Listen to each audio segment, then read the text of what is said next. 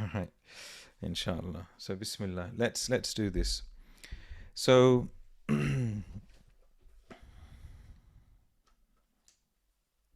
so as you know, Imam Al-Ghazāli, rahimahullah, he often speaks about the asrar, or the inner dimensions of the acts of worship.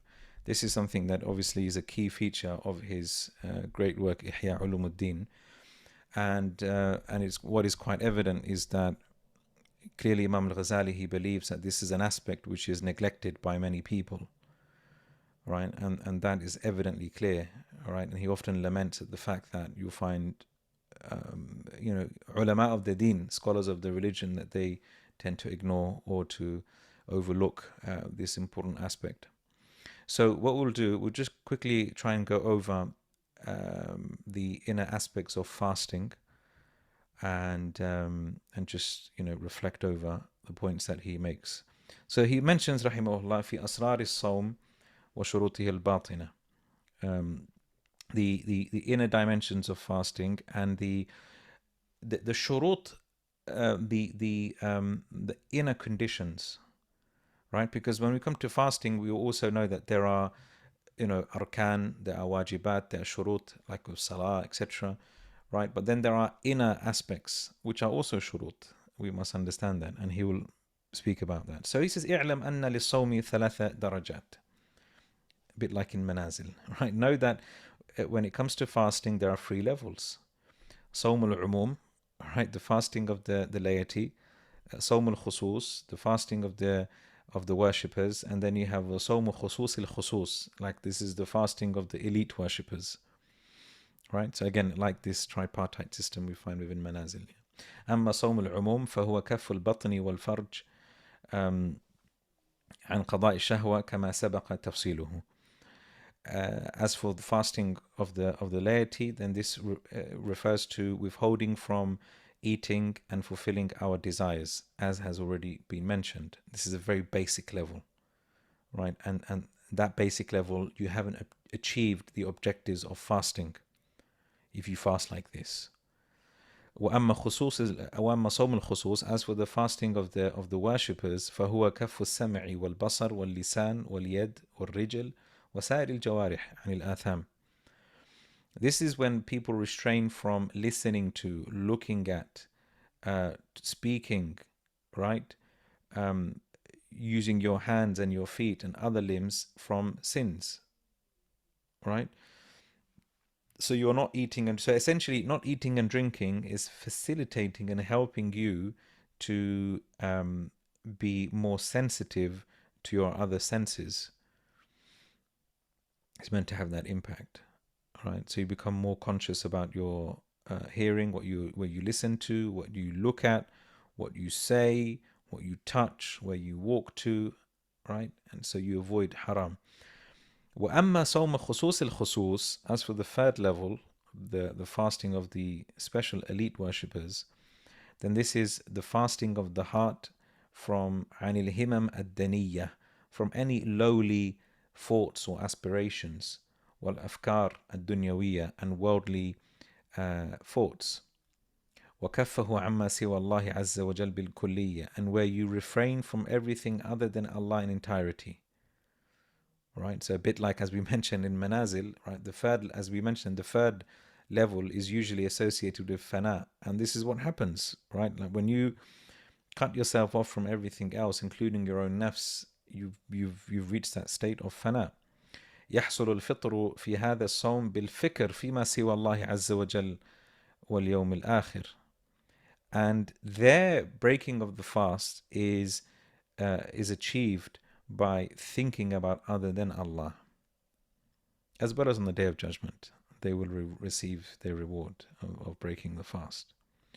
وبالفكر في الدنيا إلا دنيا تراد للدين. وبالفكر في الدنيا, and so your thoughts with regards to the dunya, unless it's dunyawi matters which relate to the deen, right? So for example, if you're thinking about work but for the sake of fulfilling your religious duties to provide for your children and your spouse and etc., then that becomes turadu lid-din. It becomes for the deen at the end of the day. فَإِنَّ ذَلِكَ مِنْ زَادِ الْآخِرَةِ وَلَيْسَ مِنَ الدُّنْيَا. And so they are in reality provisions for the afterlife, right, and not for the dunya. حتى قال أرباب القلوب, until the scholars of the heart, they said من تحركت همته بالتصرف في نهاره لتدبير ما يفطر عليه كتبت عليه خطيئة. All right, this is maybe somewhat of an exaggerated expression, but whoever has concerns that push him to during the day, to plan for what he breaks his fast with, then he has committed a sin. كتبت عليه خطيئة, or a mistake. Right, an exaggerated expression, but the idea is that your himma should be, because he says فَإِنَّ ذَلِكَ مِنْ قِلَّةِ الْوُثُوقِ بِفَضْلِ اللَّهِ, because then that is indicative of you having a deficient level of trust in the grace of Allah subhanahu wa ta'ala, and having a deficient level of certainty in his promised rizq, right? And this is to be honest, this needs to be expounded upon, this particular point, because it's often misunderstood. Like the understanding of the people of Tasawwuf in their relation to tadbir, in relation to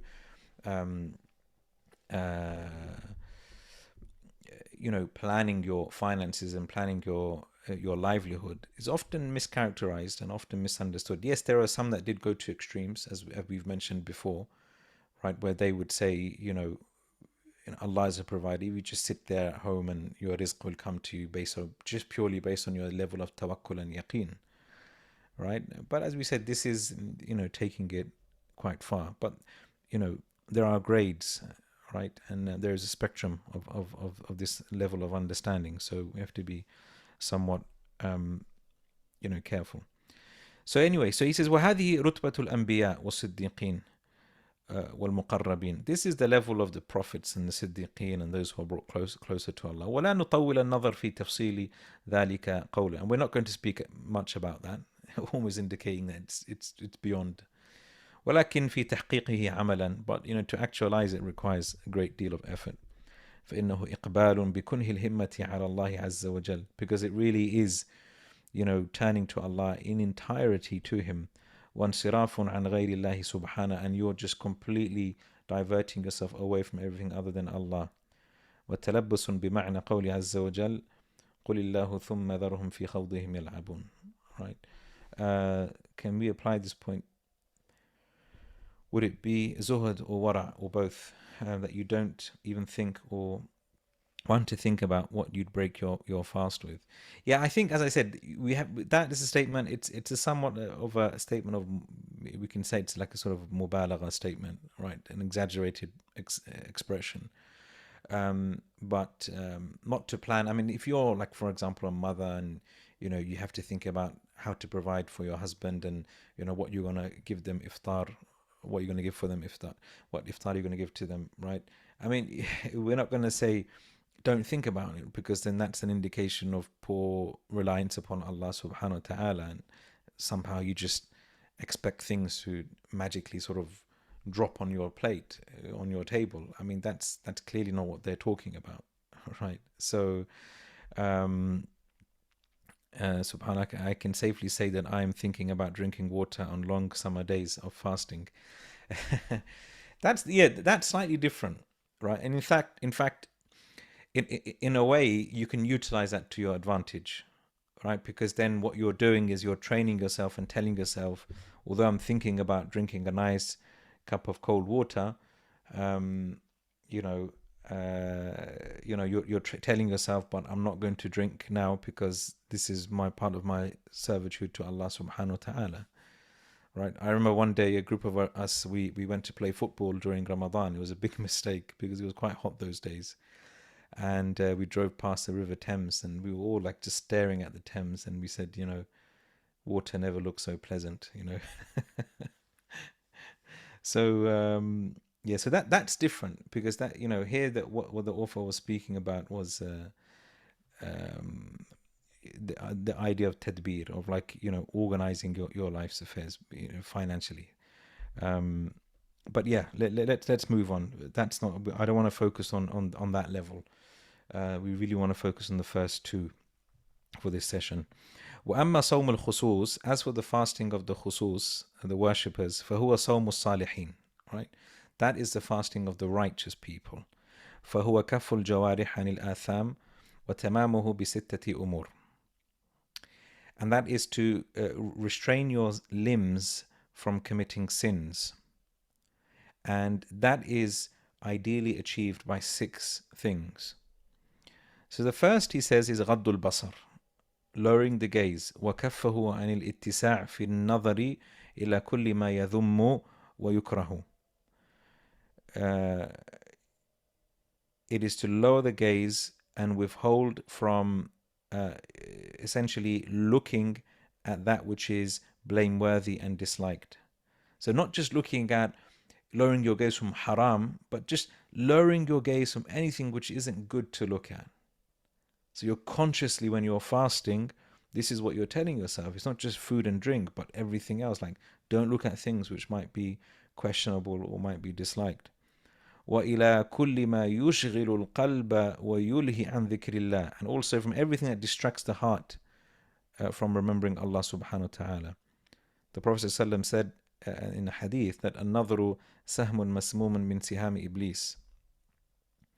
So it's reported in this hadith that the gaze is a poisoned arrow from the arrows of the devil, right? They call it Cupid, right?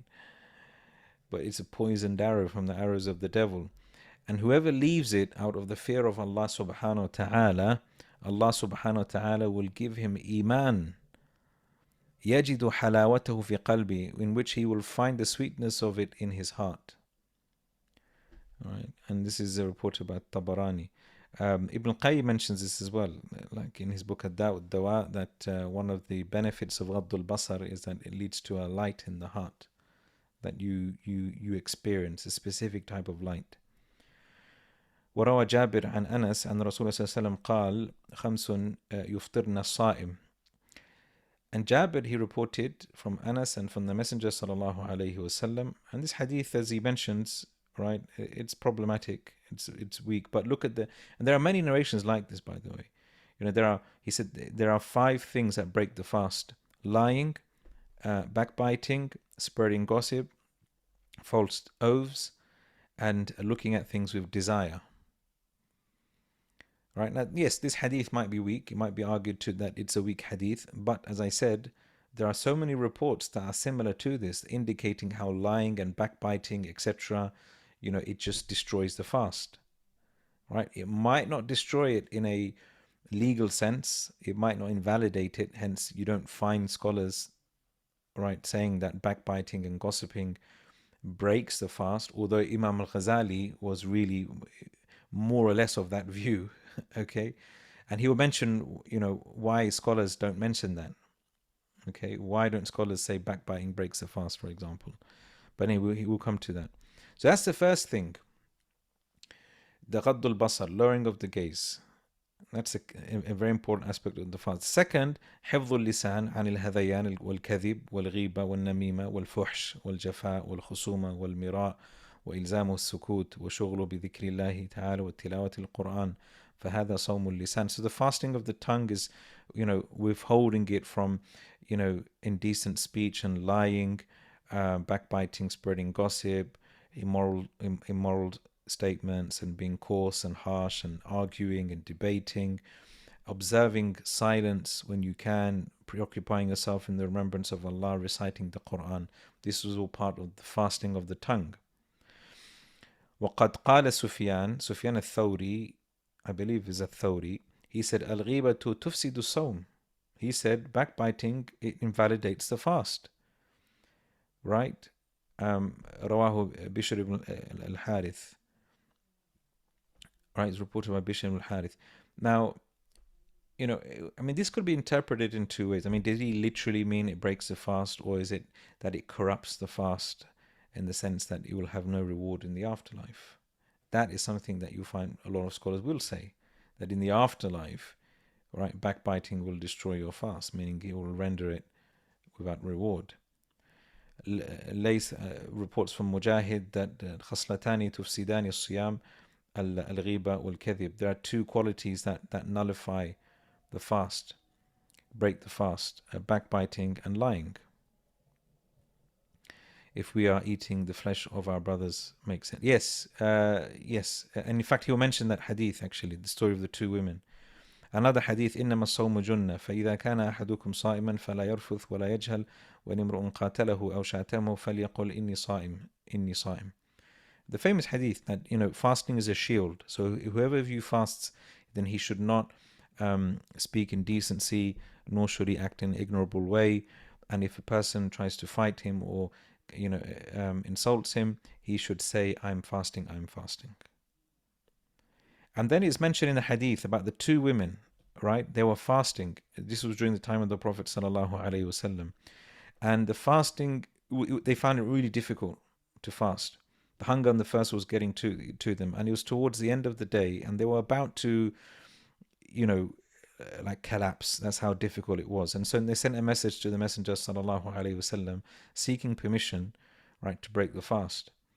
And so the Prophet sallallahu alaihi wasallam sent to them a pot, and right, and the Prophet sallallahu alaihi wasallam said to the messenger. Not the messengers in the process, but said to the Rasul, as in the person who was to send the message to the two women. He said to him that, say to both of them that vomit, right? Vomit in this vessel, in this pot, what you have eaten. So one of them vomited, right? Vomit half of it in blood and like flesh and like raw flesh, right? And the other woman vomited a similar amount until it filled the whole pot. It was like blood and flesh. And people were shocked, like what what's going on? And so the Prophet ﷺ said that these two women, they fasted, right, from what Allah had made halal for them, because when you fast away from food and drink, which is halal for you. But they broke their fast on that which was haram for them.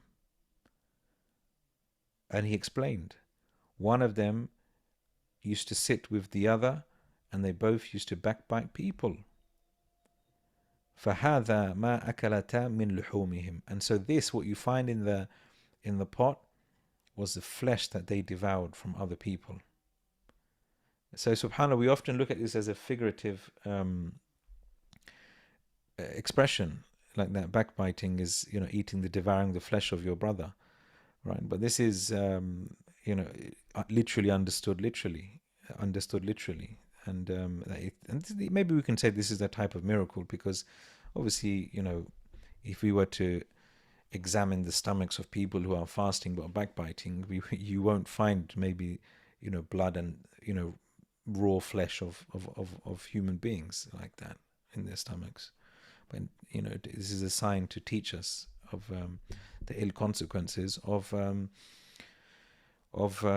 backbiting while fasting. So that's the second. So the first one was lowering the gaze. The second was controlling your tongue when you're fasting, and the third is كف السمع عن الإصغاء إلى كل مكروه. Right, to withhold from listening to anything which might be disliked, because everything that Allah subhanahu wa ta'ala has prohibited, Allah has prohibited listening to it, right? And that's why Allah subhanahu wa ta'ala spoke about those who سَمَّاعُونَ لِلْكَذِبِ أَكَّالُونَ لِلسُّحْتِ, those who listen to false speech, and those who devour suht, right? And إنكم إذا مثلهم, you are like them. So we know, and hence in the hadith, المغتاب والمستمع شريكان في الإثم, the one who backbites and the one who listens to it they both share in the sin. Okay, so there's a lot when it comes to listening. You have to make sure that you are consciously, right, avoiding listening to backbiting and gossiping while you're fasting. That's a part of your fast. That is a part of the fast. I mean, how many of us are thinking like this when we fast? Are we really do we have that level of awareness when we fast, consciously trying to avoid listening to anything which might displease Allah subhanahu wa ta'ala? The fourth thing that we need to observe is restraining all other limbs from sin. So it would be the hand, the feet, from anything which Allah dislikes. وكف البطن عن الشبهات وقت الإفطار. Likewise, even making sure that we avoid doubtful matters, doubtful types of food at the times of iftar. Right? So because otherwise there's no meaning to fasting, right? When we are refraining from halal food, but then we are breaking it in a haram way. Right?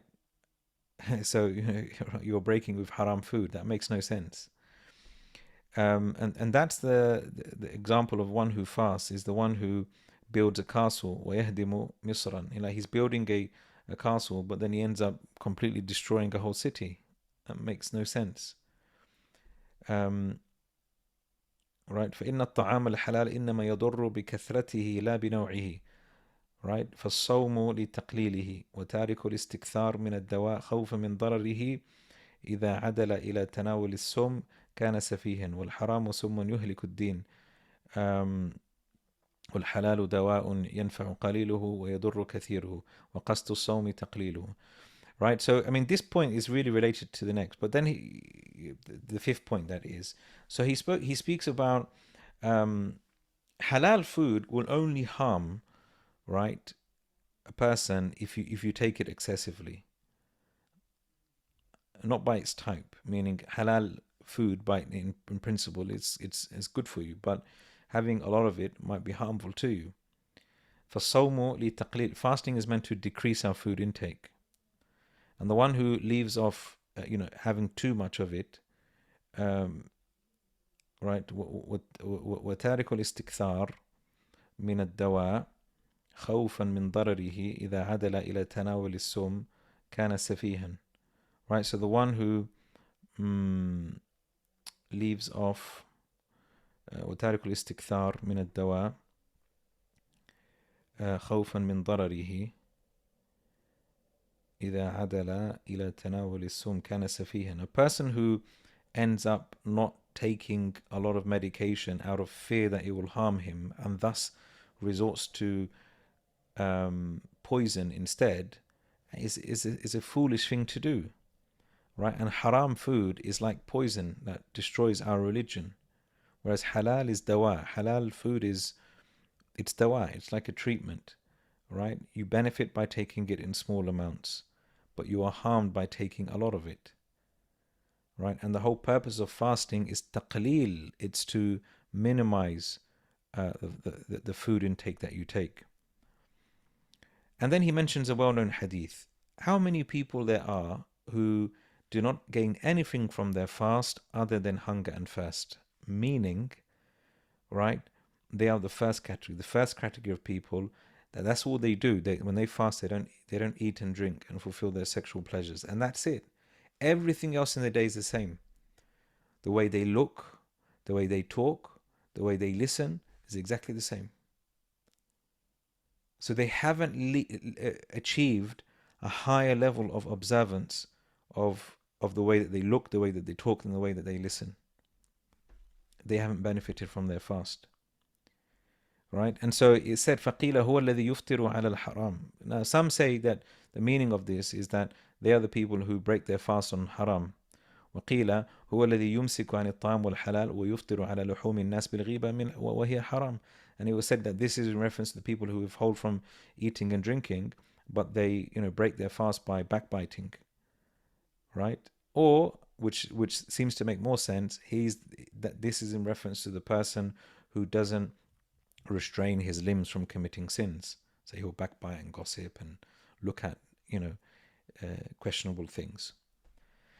The fifth now, right? Listen to this. This is one. Actually, today's khutbah was about this fifth point. ألا يستكثر من الطعام الحلال. That you don't increase in your intake of food at the time of iftar, such that you end up filling your bellies. For there is no vessel more despised to Allah subhanahu wa ta'ala than a stomach that is filled with food, with halal food. And look what he says here. كيف يستفاد وكيف يستفاد من الصوم قهر عدو الله وكسر شهوة إذا تدارك الصائم عند فطره ما فاته ضحو نهاره. Right?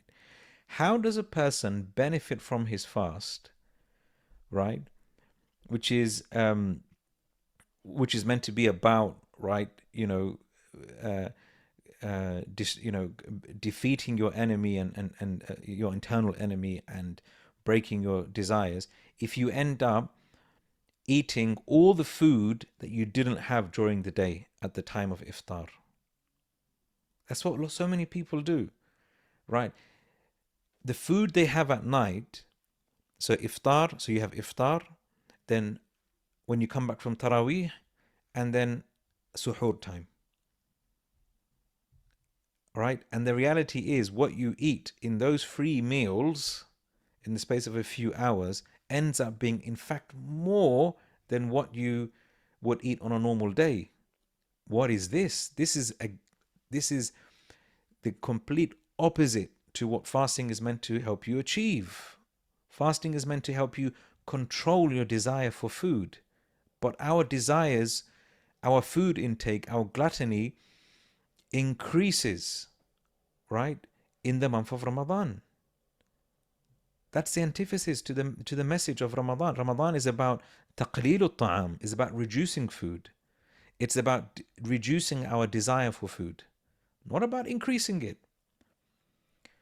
And then he says, perhaps you will even increase in the variety of type of foods that you eat. To the extent that, we've seen habitually what people do is that they gather all the different types of food to have in Ramadan, right? And so they will eat, in terms of variety of different foods, what they would not eat in the remaining part of the year. Now here, there's an added caveat here. We all know in different cultures, there are specific types of food people like to eat in Ramadan, right? So like South Asia or Bangladeshis, for example, like to have their, zawa and sana, right? Their chickpeas with a type of mushy rice for iftar, right? And in suhoor, they like to have like, pulp, mango pulp with rice and these things. That's, that's understandable if it's done in moderation. I think every culture has their like unique dish for iftar. But to expand upon that, right? It just becomes like a banquet and a feast. All the different types of pakoras and oily food and unhealthy food, and the amount that we take in, it's just, normally you have a breakfast. For breakfast, you'll just have like toast or cereal.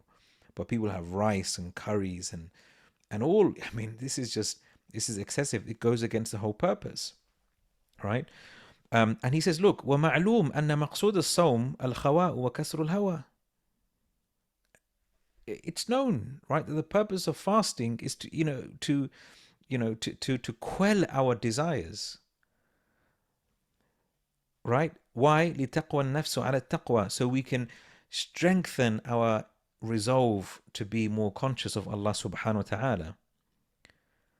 Right? وإذا دفعت المعدة ضحو النهار إلى العشاء حتى هاجت شهوتها وقويت رغبتها ثم أطعمت من اللذات وأشبعت زادت لذتها وتضاعفت قوتها وانبعث من الشهوات ما عسى الله كان راكدا لو تركت على عادتها.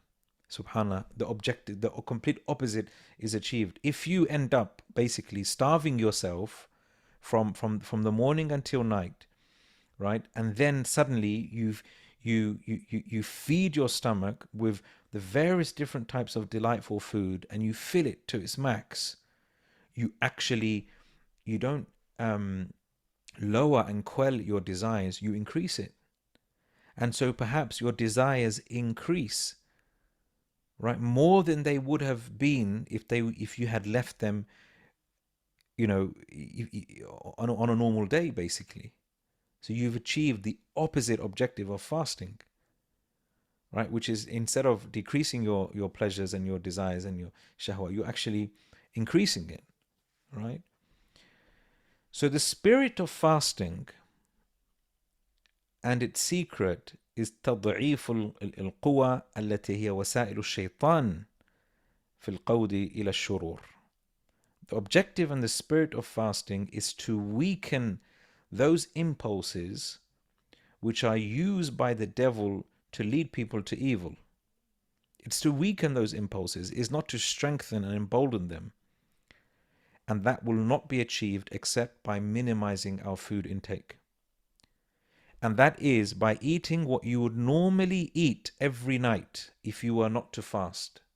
So if you were not to fast, what would you eat at night time? You would have dinner. That's it. That's all you have, dinner. What you would normally have on a normal day, dinner. Not another meal after Taraweeh, and not another big meal for suhoor. You know, the Prophet ﷺ would eat basic things for suhoor, like tamar and dates and basic food, right? But the type of food, like we're cramming a whole day's worth of food in a space of a few hours. In fact, it's usually more. So if you end up eating what you would normally eat, right, in a whole day, and you cram that in at night time, look what he says, فَلَنْ يَنْتَفِعَ بِصَوْمِهِ. He will not benefit from his fast. You won't benefit from your fast. بَلْ مِنَ الْآدَابِ أَلَّا يُكْثِرِ النَّوْمِ بِالنَّهَارِ. And also, in fact, from the adab is that you do not increase in your sleep during the day. Again, something the opposite. What people often, you find many people, they sleep for half of the day in Ramadan, so they don't feel weak and they feel the hunger. But the idea is that no, you don't increase in your sleep, so that you end up feeling the hunger on the first. You're meant to experience some of that. وَيَسْتَشْعِرُ ضَعْفَ الْقُوَّةِ. And so you end up feeling a type of weakness, which is one of the objectives of fasting, to feel that type of weakness. And so what's the result of that? Look what he says. فَيَصْفُوَ عِنْدَ ذَلِكَ قَلْبُهُ. So his heart becomes purer. Look at the connection he makes between hunger, the stomach and the heart. Right? The more you fill the stomach, right, the more, soiled the heart becomes. Whereas the emptier the stomach is, the more space there is in your heart. وَيَسْتَدِيمَ فِي لَيْلِهِ قَدْرًا مِنَ الضَّعْفِ حَتَّى يَخِفَّ عَلَيْهِ تَهَجُّدُهُ وَأَوْرَادُهُ. And so, as a result, it has an impact on his ability to perform the night prayers. He finds it easier, less of a burden to wake up to perform the night prayers. Right? فَعَسَى الشَّيْطَانَ أَلَّا يَحُومَ عَلَى قَلْبِهِ فَيَنْظُرُ إِلَى مَلَكُوتِ السَّمَاءِ. And perhaps the devil will therefore not be able to, influence his heart. And so he will be able to look at the malakut as-sama. And this is in reference to a hadith we covered, if you remember, in Mukhtasar Minhaj al-Qasidin, that if it wasn't for the devils, right, influencing people's hearts, they would be able to look at the glory of the heavenly skies. Right? Such a profound saying, meaning that the devils influence the way we think and what we see. Right? If our hearts would be really pure, if they would be pure, the way we gaze at the sky would be different to the way a normal person gazes at the sky. They will see something else. Not literally, but the impact of what they see will have a different impact on their hearts. And then he goes on to speak about Laylatul Qadr, right? Because that's the night where ينكشف فيها شيء من الملكوت, where something in the heavens just becomes disclosed to the people, right? But again, this is for people that he goes on to mention who have emptied their stomachs, right? And then the sixth point, right, that he mentions is that the heart, after the time of iftar, should be in a state of worry and concern, between hope and fear, right? Because he doesn't know, has his fast been accepted or not? Or has it been rejected? Right? So, and he mentions statements of some of the scholars of the past who would look or condemn people for being like happy all the time after iftar, right? Shouldn't you be worried and concerned? And I think, again, take this with a pinch of salt, right? Because, we don't want to make people tell people that after fasting you should be in a state of anxiety and grief, not knowing whether your fast has been accepted. But it's an aspect of the fast we should think about. So he says, so these are the al-ma'ani al-batina fi as-sawm. These are the sort of hidden, also the inner aspects relating to fasting. And then he says this, and this is an important discussion. So if you were to say um, that if من اقتصر على كف شهوة البطن that if a person was to, restrict himself to not eating, drinking, and fulfilling his sexual pleasures, وترك هذه المعاني, but they ignore, right, or they don't take into consideration these inner aspects of fasting, the 6 points that we mentioned before, the fasting of the eyes, the ears, etc., then فقد قال الفقهاء صومه صحيح. But the jurists, they say his fast is valid. Meaning, okay, he doesn't eat, he doesn't drink, he doesn't have, fulfill his pleasures, but he commits all of those other types of sins with his limbs. His fasting is correct. فما معنى? What does that mean? He says no. That fuqaha al-zahir, this is what he calls them, the jurists of, that concern themselves with outer realities. يثبتون شروط الظاهر بأدلة هي أضعف من هذه الأدلة التي أوردناها في هذه الشروط الباطنة. He said no, that these jurists, these scholars, right, they make conditions for fasting, like what is fasting and what breaks a fast, with evidences which are weaker than the evidences that we have mentioned, right, with regards to the inner aspects of fasting, especially considering backbiting and its likes. However, ليس إلى فقهاء الظاهر من التكليفات إلا ما يتيسر على عموم الغافلين المقبلين على الدنيا والدخول تحته. However, the fuqaha, the jurists, they can't burden people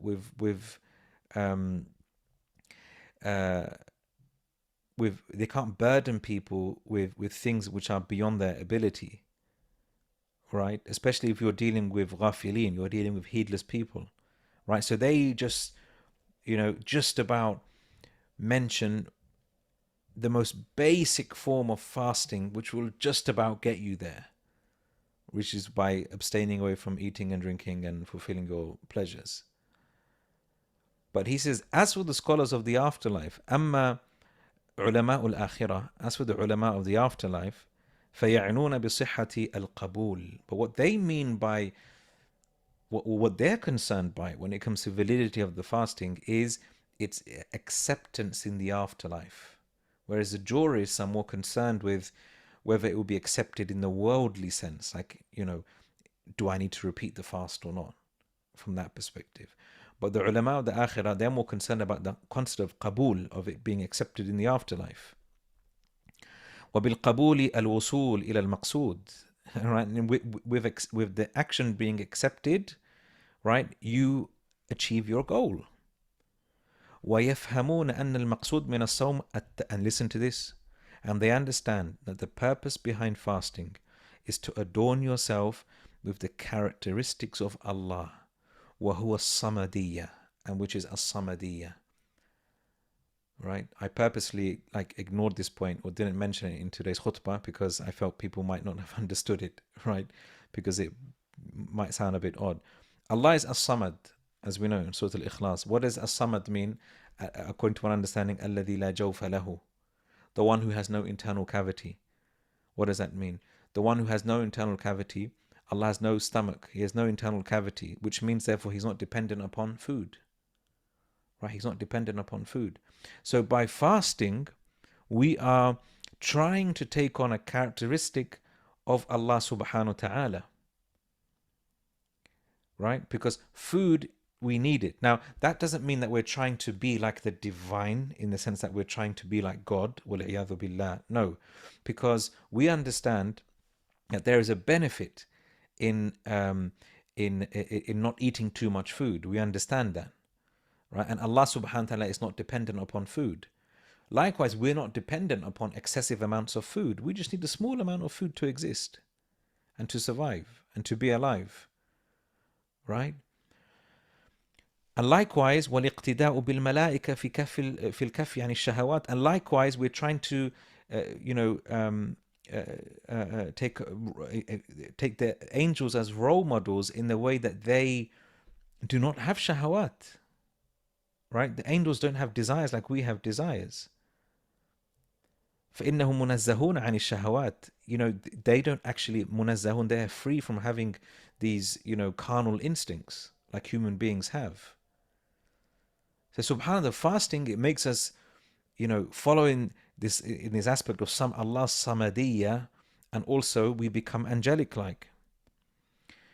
فالإنسان رتبته فوق رتبة البهائم. And if you think about it, human beings, their status is above animals.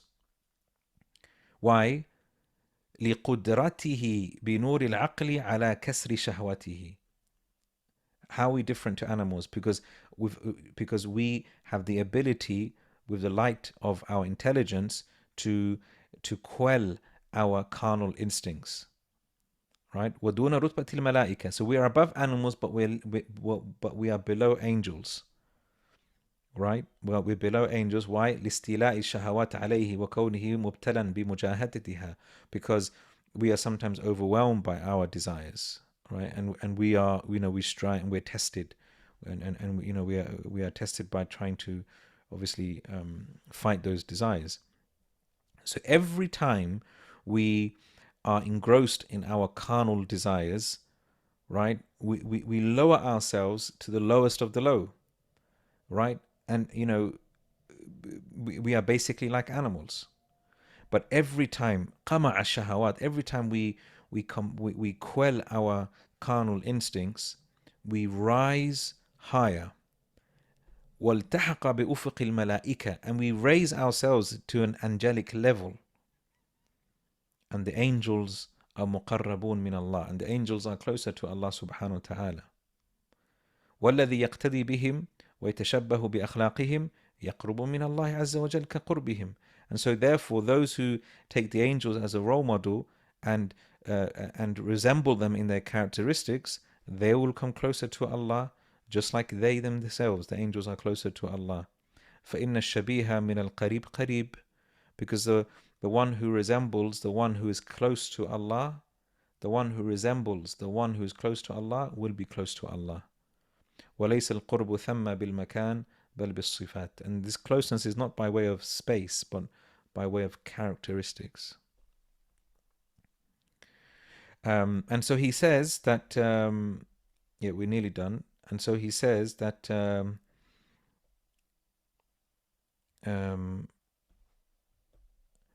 so if this is the inner aspect of fasting, according to Arbab al-Albab wa Ashab al-Qulub, right, according to the scholars of the inner aspects, then, if this is the meaning behind fasting, so what benefit is there in delaying all of the food that you haven't eaten during the day to the time of iftar, and then just engaging in fulfilling all of your carnal pleasures, right, that you missed during the day, and just fulfilling them at night? What has that person gained?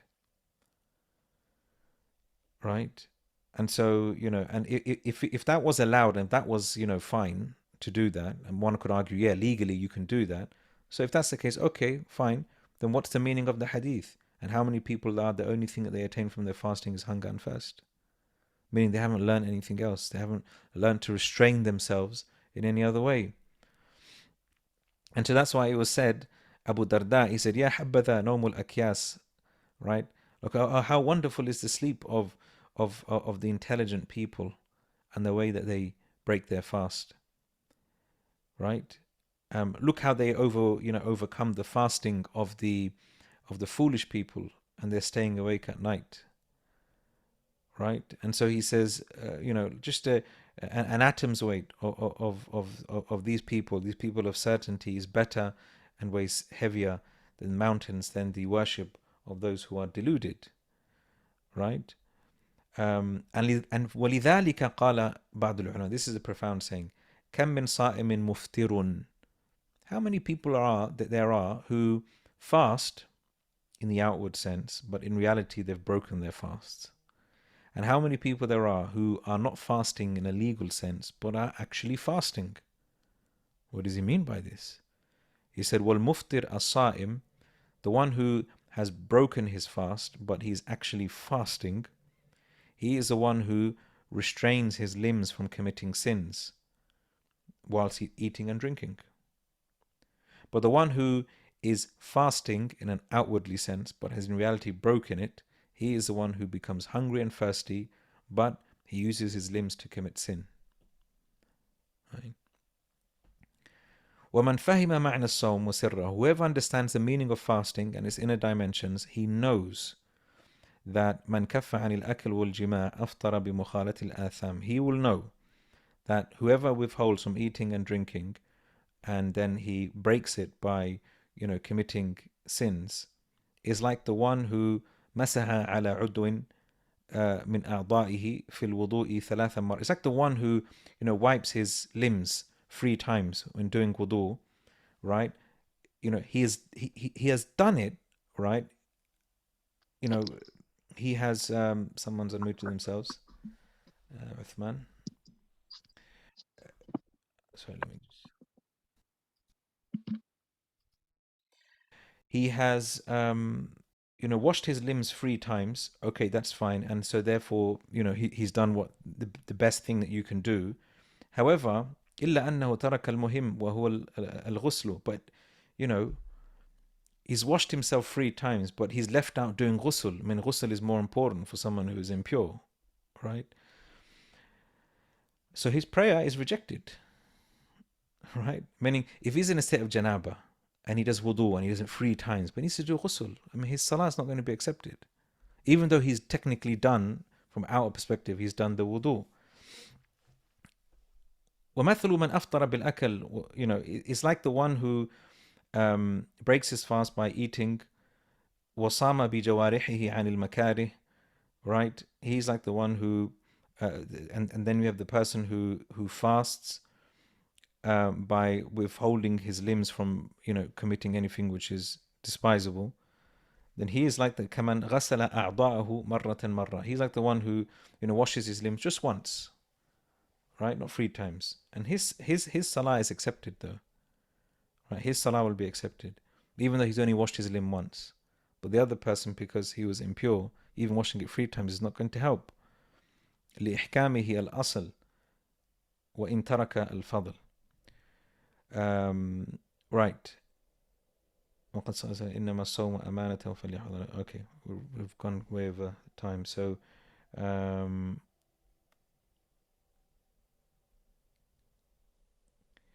right. Okay, so فإذا we'll just finish off here. فإذا قد ظهر أن لكل عبادة ظاهرا وباطنا. So now it's appeared, it should be clear now, that every act of worship has an outer aspect and an inner aspect. It has like a shell and it has a lub, it has the heart of the matter. ولقشورها درجات, and even the peels or the skins has different layers as well, and every layer has different stations. So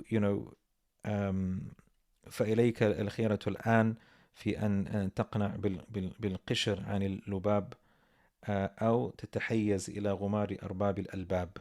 Right, so it's basically down to you now to choose. Like, are you going to suffice just by having the peels, or will you be able to deep dive and basically, understand that the hidden realities and the matters of the various different acts of worship. Okay, so hopefully that's been of some benefit for you all, inshallah, and hopefully do think about this, inshallah, in the month ahead, which will be starting soon, inshallah ta'ala, and really try to actualize these meanings, inshallah, when you are fasting, because we don't want to be of those, as the Prophet mentioned, the people who only attain hunger and thirst during their fasts. So there's a lot to achieve, a lot to attain in this month to come. We ask Allah subhanahu wa ta'ala that He allows us to witness the month, and that He makes us of those who fast with iman and ihtisab and have their sins forgiven. Amin ya Rabb. So as you know, everyone, this is the final lesson for, not for this term, but we're going to be breaking for Ramadan. And inshallah we'll resume the first Friday after Eid, inshallah. So we'll be breaking for 4 weeks, and inshallah ta'ala, hopefully I shall see you all after Eid, inshallah. تقبل الله منا ومنكم صالح الأعمال. جزاكم الله خيرا. سبحانك اللهم وبحمدك أشهد أن لا إله إلا أنت أستغفرك وأتوب إليك. والسلام عليكم ورحمة الله وبركاته.